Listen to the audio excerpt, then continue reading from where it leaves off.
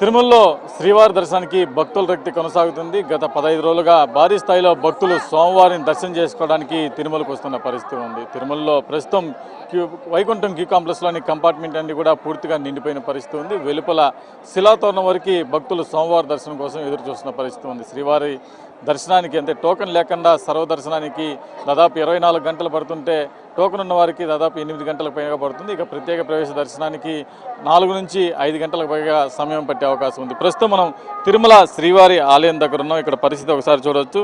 గత 15 రోజులుగా తిరుమల శ్రీవారి దర్శనానికి భారీ ఎత్తున భక్తులు రావడంతో తిరుమలలో ప్రధాన ప్రాంతాలన్నీ కూడా భక్తులతో కిటకిటలాడుతున్నాయి. ప్రస్తుతం శ్రీవారి దర్శనానికి వెళ్ళే భక్తులు ఒక పక్క క్యూ లైన్లో, దర్శనం చేసుకొని వచ్చే భక్తులు ఒక పక్క బయట కూడా వస్తున్న పరిస్థితి ఉంది. దాదాపు నిన్న తిరుమల శ్రీవారిని దర్శించుకున్న 78,389 మందికి పైగా భక్తులు తిరుమల శ్రీవారిని దర్శించుకోగా దాదాపు 45,000 మంది సోమవారికి తలనీలాలు సమర్పించారు. దాదాపు 4,15,00,000 రూపాయలు భక్తులు సమర్పించిన కానుకల ద్వారా ఆదాయం లభించగా దాదాపు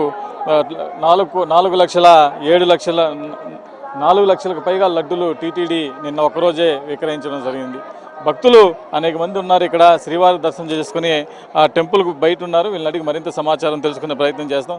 చెప్పండి అండి, మీరు ఎప్పుడు వెళ్ళారు, ఎలా ఉంది ఇక్కడ పరిస్థితి? రాత్రి 10ంటికి వెళ్ళామండి. కాకినాడ నుంచి వచ్చామండి. మేము 10 గంటలకి లైన్లోకి వెళ్ళాం. టోకెన్ అయితే తీసుకున్నాము. రేపు తెల్లవారుజామున 4ంటికి రమ్మనేసి వచ్చింది. ఇంక ఫ్రీ లైన్లోకి వెళ్ళిపోయామండి. ఉచిత దర్శనానికి వెళ్ళిపోయాము.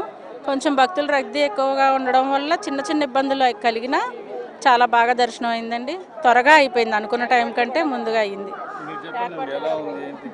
చాలా బాగుందండి దర్శనానికి. అంటే సెలవులు కాబట్టి పిల్లలు రద్దీ అయితే ఉంది, కానీ పిల్లలు అలసిపోయినా కానీ సౌకర్యాలు కూడా చాలా బాగున్నాయండి.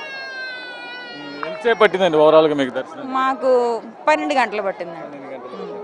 సోమవారం తర్వాత లడ్డూల దగ్గర కానీ బయట ఏర్పాట్లు, ఆహారం అందించడం, క్యూ లైన్లో ఎలా? ఏం లేదండి, అన్నీ బాగున్నాయండి. సౌకర్యాలు అన్నీ బాగున్నాయి, ఇబ్బంది ఏం లేదండి.